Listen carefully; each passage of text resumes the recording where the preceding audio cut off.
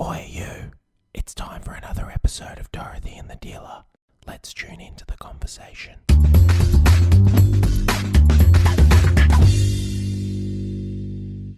But when I was a kid growing up in Catholic Dublin, like nobody was gay. Yeah, nobody was gay. No. Well, I'm sure they were. They were, but it was very, very, very. It was very hidden. It was very, And then coming to Australia, obviously, the second biggest gay capital in the world is Sydney. Is a part aside from I think somewhere in the US. You'd know where that is, Nathan. Whereabouts in the US is it? San Francisco. San Francisco, which is the biggest gay community, in the world. But I heard that song during the week, and Jimmy Somerville, man, he just had such an amazing voice. Don't you think? Yeah. Do you know any other Jimmy Somerville songs? No, you sing that one. That can be our. No, that's our entrance song. Yeah. I okay. thought that was good. Very good. Yeah. What was the other one he did? I don't know. Pushed I don't around think too and much. kicked around. I'm getting put on the spot. Lonely boy. Do you remember that? Yes, I do. I don't know what it's. Join in. No, I don't know what it's called. Anyway, so what are we going to talk about? We're talking about New Year's because it's the new year. Yeah. And I suppose New Year's resolutions or revolutions, whatever you want to call them. When you think about it, why do people do that? Why do people... Oh, because it's a fresh start. It's the beginning of a year. People want to start off... Well, I used to do it all the time. Did you? Yeah, and I used to be like... Because I was teaching, and at the end of every school year, I'd be like, I don't want the next year to be the same as this year. And every year it would end up being the same. It's just that same old cycle. So, you make these resolutions, I suppose, to help you feel better, I suppose. Yeah. I don't know. Anyway, so to see if you can change or to improve or whatever. Did you ever make these resolutions? I did, but I kind of didn't understand it because I always found that within 2 or 3 weeks, people were all back doing the same stuff. That's normal. Back doing the same thing. And I think that... it's kind of sad in a way because it kind of sets people up to fail. I think if you're going to take on the journey of improving yourself, you need to be doing it all the time. Does that make sense? Yeah, not at a certain time of the year. Yeah, not waiting for everything to fall apart. Because it normally happens at a point in time when everybody has gone on a Christmas break and blown themselves up, They've smashed the credit cards. Drink again. Yeah, I'll never drink again. They've smashed the credit cards and then they're into this new year and they feel, okay, I'm going to make a change this year. I'm never going to let it happen to me again. I'm not going to have the same year as I had last year, and then they find themselves at the following Christmas having the same year that they had last year. That's what it was like for me. It was a cycle. Every year it was the same. Everything. It's the same old thing. Do you know what I mean? Just keep repeating yourself. So to me, it's a New Year's revolution instead of a resolution because you're just revolving around the same old shite. Doing the same stuff again. Absolutely. Having the same emotional problems at Christmas time. Feeling the same way in January. As you do every January. And then dreading having to go back to work. I sit with people and they're dreading having to go back to work, and I think, wow. You're going to be doing that in 10 years' time. You don't want to be in a career where you're dreading to go back to work. I wasn't really like that. I used to love going back to work, but within a few minutes, I was in the same. I knew that the year was going to be exactly the same. Yeah, because it's like you're trying to do something or be something or achieve something that you've never achieved before with the same mindset that created the problems that you had in the first place. Do you know what I mean? That was a really good Einstein quote. You just tried to I rehashed and made it a Millsy. You rejigged it, yeah. But plagiarism's fine. No problem. What's wrong with plagiarism? No problem. Especially plagiarising. I mean, if you're going to plagiarise someone, for fuck's sake, plagiarise Einstein. You know what I mean? Anyway, so I actually wrote a blog about this a couple of years back, I think, and about the new year and different things people can do to help instead of going around in circles. Did you plagiarise some of my information? Probably. When you wrote that blog? You think it's your information. But actually you take all of I've told you this many times. If I get a laugh out of people in a crowd, subconsciously, the next time we're in front of a crowd in the same environment, you take the joke. But this is a more serious conversation. This is the onset of Alzheimer's right now, okay? This is the onset of Alzheimer's. So I wrote a blog about it a couple of years back, I think, and it was... it just had a few tips, and one of them is one of the reasons that we make New Year's resolutions, in my opinion, is because we're not grateful for where we're at already. We're not seeing that in where we're at and the life we've had and where we've, what's happened to date. We're not grateful for it. So we keep wanting to change things. When we want to change things, when we want to improve, it's because we're not okay, or we're not grateful for where we're at, if that makes sense. So I think one definite thing that we can do instead of New Year's resolutions is become grateful for the things that have got us to where we're at now, and start to be, I suppose. So are you saying like count your blessings for what's happened that year? Yeah. What have you learned? How have you grown? Who have you become? Yeah, because we're always looking at what's not good instead of looking at where we've come, how far we've come. We're always going, we could do so much better. And we, I shouldn't have done this. I shouldn't have done this. I should be doing this. And we keep looking at that's an interesting point, because whenever I hear people saying like, I should be doing this and I should be doing that, it's never it's always a sign that they're trying to build their life in accordance with how they perceive someone else wants them to be. Somebody else's, like should in whose perception. Yeah. And they always say, in my own perception. But the truth about it is that when you're a kid, you don't feel like, when you're little, you never feel the shoulds, because that's based on somebody else. You always feel the shoulds based on somebody else. Yeah. So as soon as you feel like, I should be doing this, or I should be doing that, or I should be better at this, it's always in someone else's. So I think a good question to ask yourself at this time of year is, what would you actually love to do this year? What would you love to be doing this year? We were talking with I was talking with somebody in Inspired Life, for some of my personal clients the other day, about and we were doing a bit of work on hedonism. And a hedonist, the definition of a hedonist is a human being that has a pursuit of happiness. They just want to experience pleasure, right? But I think that one of the things when people are looking at, this is who I should be, this is what I want to do this year, 80 to 90% of the time it's tied up around a career or a job, or and people forget, you got to be doing things on a daily, weekly and monthly basis that allow you to feel something, allow you to feel excited. I love Christmas because I love the partying. I love Christmas because I get to go to festivals. I love Christmas because I get to hang out with my kids. I love Christmas because I get to go to the beach. But why do we have to wait until those times? We got to be doing those things all the way through the year. If you're going to create a plan, let me finish. But if you're going to create a plan, you're forever interrupting me. If you're going to create a plan for your year, and you're going to set some goals, they should very much be as hedonistic as they are attached to your career and everything else that you want to do.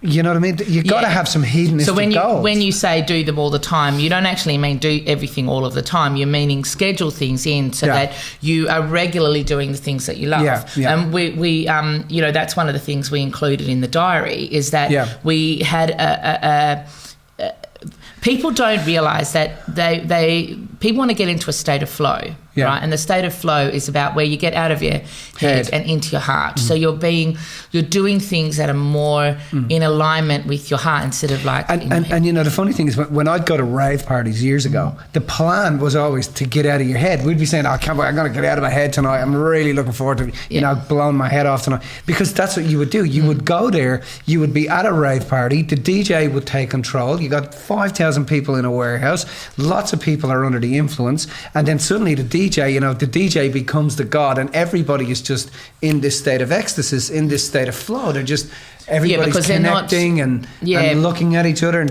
we're not thinking about work, we're not thinking about anything else other than the music. It's a state of joy, a state of connection, a state of love there. And there's certain things that you can do on a daily basis that will get you to that point, and there's things that you do less regularly that get you to that point. So for example, you can do meditation. I do transcendental meditation. So when you're in that spot, you are out of your head and in your heart, 100%, right? So and you could do yoga, or you can exercise, and you can do things that are on a daily basis or on a more regular basis that get you into that point. Yeah. But then there's other things that you can do less regularly, perhaps, that are more risky, or that take more time to do, like jumping out of a plane will definitely get you out of your head, because when you're jumping, or when you're free falling, you're definitely going to be in that spot, right? So there's things that you can do on a more regular basis and things you do on a less regular basis, but you do them, like, say, annually or seasonally or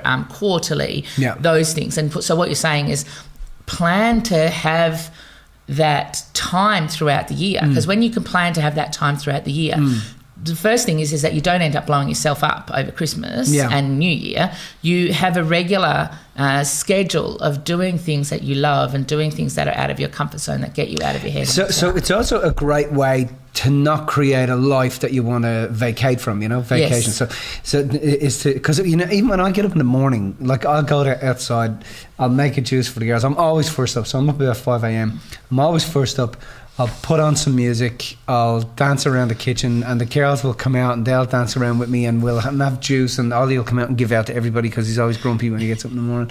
But that's something that's hedonistic for me, that gets me into that state of flow and that state of joy and having a laugh with them, And she stayed over mine last week, and she said she goes home to your house in the morning, because she stayed and came back home like at 7 o'clock or whatever in the morning. She said, I came into a rave, because everyone's having their juices and dancing to the music. And so I think that's really cool.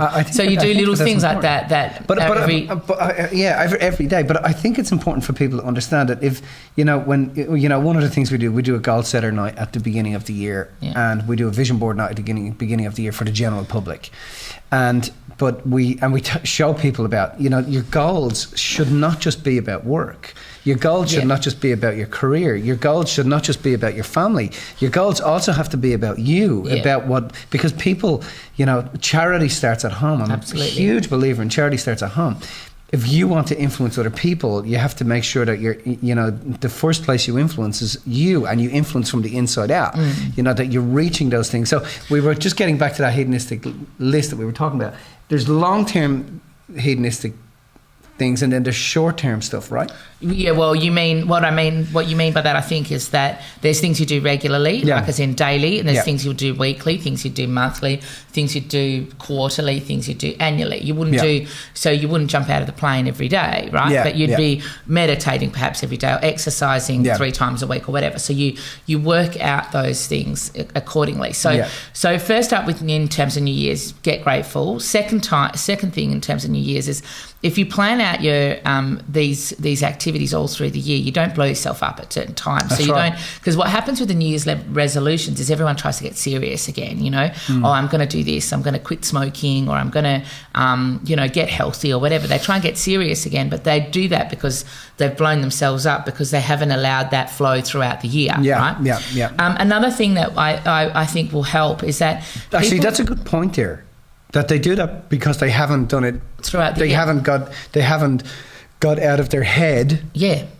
And that doesn't mean through drugs or anything like that. It means you've got out of your head. What are you doing to get out of your head? Because by the time you get to the end of the year, you're like, oh my God, I just want to let go. I just want to go and just blow myself up. And exactly. And then the other thing that I think helps at this time of the year is really being realistic about your goals and about the things that you want for your life. Like, for example, and this is one of the things we talk about in our goal setting as well, is that when you've got a goal, or you've got a resolution, or you've got a resolution is oftentimes a goal, right? So let's say you've got a goal like of quitting smoking. People think, I'm just going to quit smoking, just go cold turkey or what have you. And they don't realise that actually the quitting smoking has a ripple effect in every area of your life. Because if I'm going to quit smoking over here, well, then that's going to have a financial implication, because I'm going to have more money in my pocket. So as a result of that, I have to have a new financial goal that matches with my new smoking or health goal. Socially, I'm going to be affected, because obviously socially, I'm not going to be able to necessarily hang out with the same people or go to the same places without feeling the urge to smoke. So I have to figure out what my goal is socially that assists my goal to quit smoking. Yeah. So people want to have this overarching big goal thing, this big resolution thing, without having the ripple effect goals that go with. I know, but when you're setting, goals for the year, and I can't stand the word goals because it really sets people up, in a lot of cases, really what it is it's being present to how you want your year to roll absolutely. out, and being present to the feelings and emotions that you want to feel throughout the year. Setting a goal is so detached, it's so not, it has no sense of, it's, if we understand, as I'm always saying, that we create our lives from the inside out, what you've got to be present to is, how do you want to feel this year? Yeah. How do you want to feel in terms of your family? How do you want to feel financially? How do you want to feel socially? How do you want to feel on vacation? And in terms of your health, what are the things? They're the things you got to be asking yourself, so that you at least have some sort of reference point that tells you whether you're close to that or not. Does that make sense? But if you're setting a goal, you think the only thing you're going to feel is hooray or joy or no. You got to be clear about the feelings that you want to feel throughout your whole life as you build your year ahead of yourself. Yeah, absolutely. I'm reading a good book at the moment that you've been talking about that talks a little bit about that, about having to risk the pain to get to the point of freedom. Do you know what I mean? And you've got to understand that in order to feel certain things, you're going to have to feel the pain of being uncomfortable in certain areas of your life in order to get to that point, So what's your New Year's resolution? I actually, me, Mills, I don't really think like that. I don't really think. So about what do you like do that. instead then? So you, like, I know that we do the gratitude stuff regularly. Yeah. Like, we'll sit in the car, or we'll be sitting on your balcony or my balcony and just be talking about what's I think grateful for. Well, I think really for me it's about my mission statement. I don't keeping my eye on the ball. Yeah. I don't work my life around something that I do at the end of the year. It's a consistent thing. It's always growing and working. Yeah. So that's really what that's about. We don't.